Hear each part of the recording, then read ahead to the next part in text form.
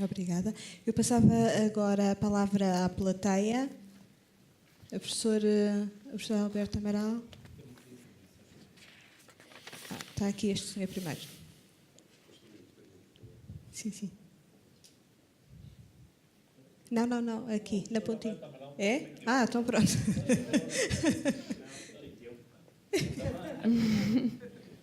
Bom, eu queria fazer meio de comentários. O primeiro tem que ver com o acesso ao ensino superior e perceber que hoje em dia 1/3 dos alunos que andam no ensino superior não entra pelo regime geral de acesso. Entra pelas outras variantes, maiores de 23, transferências, testes, etc. O que está muito certo, simplesmente o que aconteceu é que a fixação do número clausos, a fixação do número de alunos que devem entrar num determinado curso, depende do corpo docente dessa entidade. E verificou-se que fixar números clausos só para a entrada, para o regime nacional de acesso, não dava porque o fluxo de alunos que vinham por outras vias estava a aumentar. E principalmente em muitas situações em que as instituições nem sequer respeitavam a legalidade. Eu não quero pôr nomes aos bois, mas há um conhecidíssimo politécnico público onde o número de alunos que é de estrangeiros ultrapassa claramente os limites fixados na lei. Ainda ontem, em cima da minha secretária, apareceu um relato da Inspeção-Geral de Ensino sobre uma entidade privada, exatamente porque ultrapassava largamente os limites permitidos. Portanto, não há problema nenhum no número que é fixado. Se as instituições pedirem um aumento desse número, ele é concedido, exceto se houver deficiências do corpo docente. E nessa altura nada justifica aumentar o número de alunos se não tem um corpo docente suficiente. A segunda coisa que eu queria chamar a atenção é para todos os estudos mostram que quanto mais qualificada é uma pessoa, mais móvel ela se torna. E todos os estudos mostram se numa determinada região se investe fortemente na formação e depois não há emprego, as pessoas mudam e fogem para outro sítio qualquer. Ou casaram com uma amicas local, e aí talvez seja um fator de atração, mas fora isso, se não vão para Braga, vão para o Porto, vão para a Alemanha, vão para a França, vão para outro sítio qualquer. Portanto, mexer só no número, sem mexer no resto, ou seja, no desenvolvimento económico, e mexer também nos serviços públicos, porque infelizmente não foram muitos anos, foram nos 4 anos anteriores, nos anos da Troika, em que se cortou a Corte de Direito nos serviços públicos do interior do país. Acho que só o Politécnico é que resistiu, só o ensino superior é que resistiu. De resto, desde escolas, hospitais, quartéis, etc., foi um ver-se-te-vias. E, portanto, não queiram que as pessoas depois vão para lá se não têm emprego qualificado. A questão dos estrangeiros, também é preciso ver que tipo de estrangeiros é que nós estamos cá a meter. Porque, em boa verdade, nós temos um problema. De uma maneira geral, ensinamos só em português. São muito limitados os casos em que se faz ensino numa língua que seja de caráter mais universal, como o inglês. E, portanto, nós o que teremos essencialmente são indivíduos do Brasil, Cabo Verde, Angola, etc. Esses indivíduos que por aí aparecem. E nem sempre metidos com critério de qualidade suficiente. Deixa-me dar um exemplo. Quando se alterou a lei dos maiores de 23 anos, e se passou do exame nacional para os exames feitos nas várias escolas, nas várias instituições, o número de alunos que entrou passou de 500 e poucos para 10 mil. Ou seja, houve um milagre de multiplicação por 20, de um dia para o outro. Eu analisei as provas de acesso e vi que há imensos casos em que a taxa de passagens é de 100%, o que é um milagre. E quanto mais pobre e quanto mais dificuldade tinha a instituição em ter alunos, maior era a taxa de aprovação. E, portanto, estas medidas são importantes e devem ser feitas, nomeadamente o caso que foi agora referido dos alunos do profissional, mas é necessário ser rigoroso e é necessário verificar muito claramente aquilo que está a ser feito. Eu tenho detectado coisas absolutamente impressionantes, nomeadamente por exemplo, acreditações que são feitas a torto e direito. Tem uma instituição que até prometia que os alunos que entravam e ao fim de um ano já tinham a licenciatura. Enfim. Depois, aquilo que a Carla disse tem toda a razão. A instituição tem uma importância muito grande. Não é por estar ali o Sr. Reitor da UTAD, mas, por exemplo, a UTAD teve um aumento de 69 vagas e aumentou o número de alunos em 81 pelo regime geral de acesso. Já, por exemplo, uma outra instituição teve um aumento de 63 e perdeu 12 alunos. Portanto, muito depende não do aumento de vagas, mas também do critério com que depois as instituições distribuem essas vagas. E isto é que é fundamental. Finalmente, se nós olharmos para a situação de Lisboa e Porto, nós vemos que no caso de Lisboa, o privado representa 30%. No caso do Porto, representa 44%. Porquê esta diferença? Hoje, uma família do Porto tem sérias dificuldades em ter os seus alunos, ou os seus filhos, numa instituição do Porto, porque as notas de entrada na Universidade do Porto começam a ser proibitivas. Não faz sentido nenhum fazer cortes idênticos em Lisboa e no Porto. Pelo contrário, se calhar deviam aumentar as vagas no Porto, talvez diminuí-las em Lisboa. Deixem-me dizer ainda, só mais uma nota. E nem em todos os casos era necessário ter havido os cortes. Por exemplo, no caso do Politécnico de Lisboa, em que cortaram 120 vagas, mas perdeu 437 alunos. Mas não precisavam fazer corte nenhum, os alunos não apareciam lá. Ali.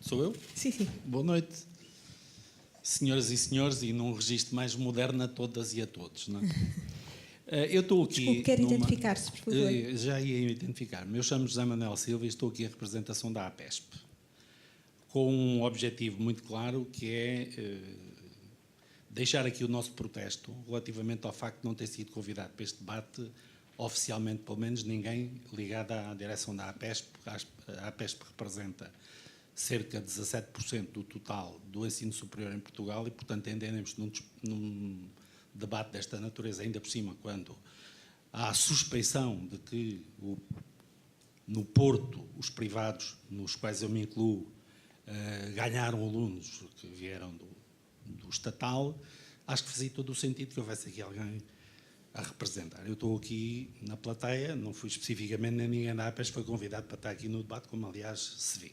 Posto isto, queria dizer apenas duas coisas, não quero aqui entrar em debate nenhum sobre N coisas, que havia aqui muito para debater, mas eu acho que não é a altura aqui oportuna para fazer isso. Queria apenas dizer duas coisas. Uma delas é que me parece que este tipo de debates são profundamente ideológicos na forma como tratam as questões do ensino privado. E quando agora se disse que no Porto nós valemos 44%, porque as famílias do Porto não têm dinheiro para mandar os filhos para outro sítio, isto é muito interessante e é verdade, porque o ensino privado, ao contrário daquilo que a maior parte das pessoas diz e politicamente é defendido, a maior parte dos nossos alunos são alunos de classes desfavorecidas, não entram no ensino estatal e não têm condições para ir para o outro lado. E, portanto, o ensino privado presta um serviço social ao país, porque se não fosse assim, estes alunos não andavam lá. Por outro lado, a doutora Carla Sá fez umas contas que eu acho interessantes, mas devia fazer outras que também são interessantes. É quantos alunos do privado passam todos os anos para o estatal, porque conseguem entrar do primeiro ano no privado e depois no segundo ou no terceiro conseguem entrar no estatal ou no público, como queiram, e, portanto, passou-se para lá. Portanto, esse dado também é um dado interessante. Era bom que não se jogasse só com os dados dos que passam do estatal para o privado, mas também os que passam do privado para o estatal. Finalmente, eu queria deixar aqui muito claro que é absolutamente inadmissível o que se continua a passar em Portugal de discriminação dos alunos do privado relativamente aos que andam em instituições do Estado. Porque os alunos que andam em instituições do Estado vêm de famílias que pagam impostos e os outros também pagam. Os nossos alunos pagam os impostos para os outros andarem no Estado e pagam as propinas para andarem no privado. E depois são discriminados, nomeadamente em certos cursos onde têm que fazer estágios. O senhor professor indicou aí a enfermagem, eu sou de uma escola de saúde e, portanto, vivo isso todos os dias.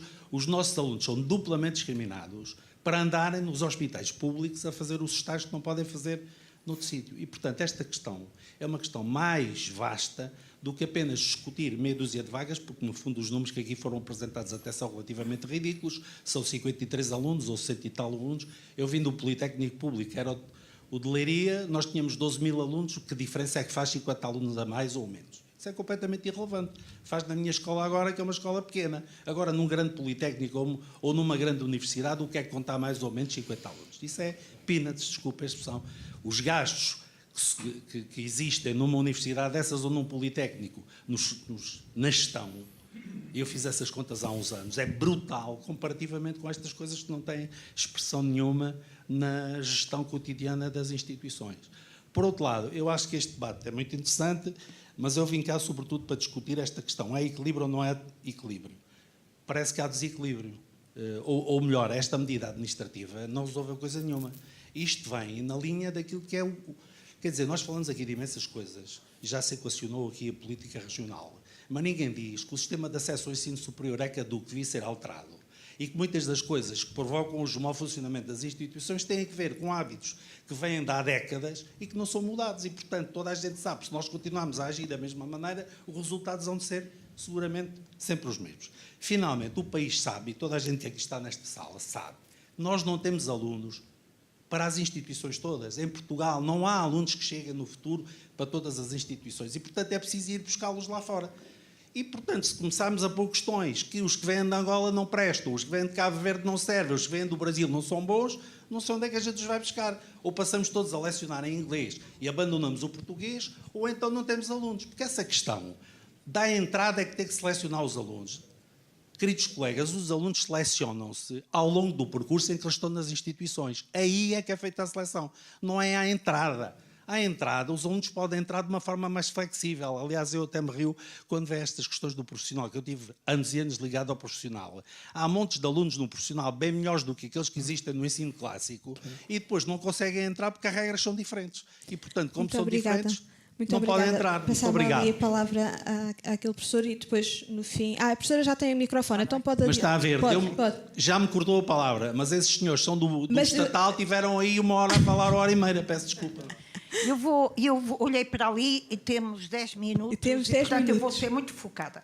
E é reconhecer que, de facto, como foi referido, que as instituições de ensino superior em algumas localidades são âncoras de desenvolvimento e, portanto, reconhecer que estratégias de mobilidade, nomeadamente mobilidade interna, podem ser importantes. Mas vou focar 2 questões. Uma tem a ver com a questão, eu reconheço que entram no ensino superior estudantes do contingente geral e de outros contingentes, mas basta ver os efeitos dos estudantes ao nível do abandono escolar que não entram na primeira opção ou na segunda opção.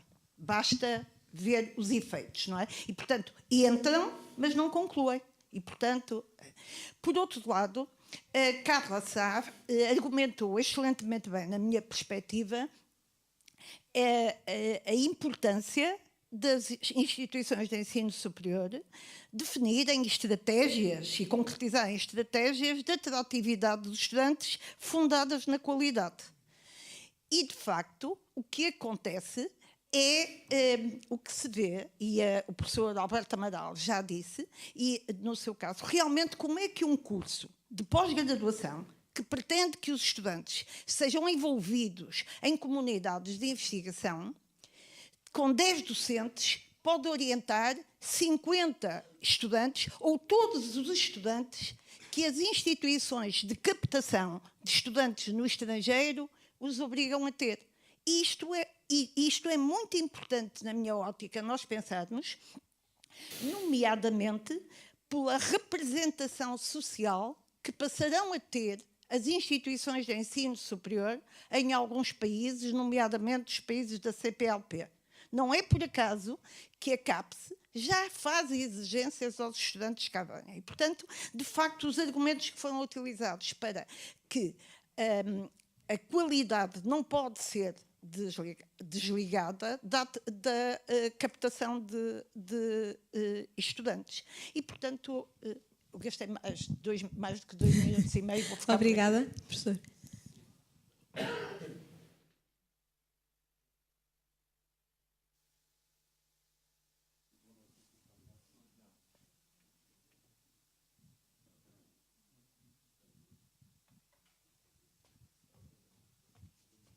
Onde é que está o outro microfone? Já está. Falta de jeito. Muito boa noite, muito obrigado pela oportunidade e os parabéns pela realização desta iniciativa e pela oportunidade e pela sua grande utilidade. Orlando Rodrigues, sou Presidente do Instituto Politécnico de Bragança. Eu queria começar por fazer uma correção a um número que foi apresentado naquela apresentação inicial e que sustenta uma das principais conclusões que foi aí apresentada inicialmente, ou seja, que as instituições do interior não revelaram suficiente atratividade para compensar esta medida. E, portanto, na verdade foi apresentado em um número relativo às colocações na primeira fase de acesso do concurso nacional, de acesso, que o Instituto Politécnico de Bragança tinha reduzido 43 alunos, salvo erro. O Instituto Politécnico de Bragança, na primeira fase de colocação, não reduziu, aumentou 63 colocados e 48 matriculados na primeira fase de colocação do acesso, na primeira fase do concurso nacional de acesso. Na primeira fase, nas 3 fases a questão foi diferente, mas as 3 fases é uma análise diferente daquela que aí foi feita. E, na verdade, se olharmos para os aumentos que tivemos, portanto, se olharmos para os aumentos que tivemos, esses aumentos estão muito correlacionados com as diminuições que optaram por fazer o Instituto Politécnico do Porto e a Universidade do Porto. A percentagem de aumento que tivemos foi superior à redução. Portanto, houve claramente um impacto direto na primeira fase do concurso nacional de acesso, repito, nas 3 a questão é diferente, que esteve correlacionado com essa medida. Por outro lado, enfim, esta redução dos 5% que levantou o Tonta Celema, o natural, nós temos números clausos, um sistema de números clausos, e todos entendemos que temos que ter um sistema de números clausos, porque se não o tivéssemos, teríamos todos os alunos concentrados no Porto, em Lisboa. Por alguma razão não é claramente, e eu gostava de contrariar essa ideia, porque as outras instituições são desprovidas de qualidade, porque nenhum indicador faz essa correlação. E, portanto, a diminuição de candidatos foi de cerca de 6%. Portanto, se aplicássemos uma redução igual para todos, então todos devíamos reduzir 6%. Portanto, o que aconteceu às instituições de Lisboa e Porto, uma redução de 5%, foi ainda inferior à redução global do número de candidatos. Obviamente que a medida tem que ser afinada, tem que haver correções, tem que haver ajustes, mas claramente num cenário de diminuição, e como vimos, essa diminuição vai continuar a existir no futuro, se esse ajuste não existir, a muito breve prazo deixamos de ter números clausos, porque o número de candidatos aumenta para as vagas que temos. Portanto, as vagas deveriam ser ajustadas automaticamente à evolução demográfica. Isso parece-me evidente. Por outro lado, enfim, também gostava de contrariar esta ideia de que, enfim, tudo isto depende de as instituições adotarem estratégias de qualidade para se diferenciarem, etc. No nosso caso, estamos, como o Pedro Dominguinhos disse, e agradeço essa referência, estamos em 32ª posição naquela área que escolhemos como uma área importante de especialização no ranking mundial de Xangai, tão perseguido pelas universidades. Estamos na posição 342 a nível mundial em termos científicos, na 7ª posição entre as instituições portuguesas no ranking de Simago, que tem a ver com questões científicas. Portanto, claramente temos feito esse esforço de nos afirmar pela qualidade e de nos diferenciarmos. E tanto assim é que temos compensado essa falta de alunos no concurso nacional de acesso pela atração de alunos internacionais. Este ano aumentámos o nosso número de alunos em cerca de 800 alunos, 70 nacionalidades diferentes, um pouco todo o mundo, várias formações lecionadas em inglês. Obviamente, tem de abreviar. Tenho que abreviar. Obviamente que as instituições não estão colocadas com os mesmos trunfos e com as mesmas condições. Veja-se esta medida técnica que já foi aqui focada pelo Pedro Dominguinhos e pelo professor Alberto Amaral relativamente à forma como são calculadas as vagas. essa redução de vagas pela modificação dessa questão muito técnica acaba por prejudicar só as instituições do interior, porque nós temos os concursos especiais indexados às vagas do Concurso Nacional de Acesso, as instituições do litoral enchem as vagas com o Concurso Nacional de Acesso e, portanto, não tem essa redução que acaba por nos afetar. Repare-se, por exemplo, na questão do orçamento, houve na questão da redução das propinas e compensação pelo orçamento. Houve uma redução das propinas, as instituições do interior tinham como estratégia de atração, com esforço na sua capacidade de diminuição da sua capacidade de investimento, menores propinas, elas não vão ser compensadas, as outras vão ser compensadas pelo Orçamento de Estado e, portanto, ficamos estruturalmente subfinanciadas face às outras instituições. Portanto, estas questões estruturais afetam. Obrigada. Obviamente que podem dizer... Já está quase o tempo a acabar e ainda temos que conversar aqui, está bem? Obrigada.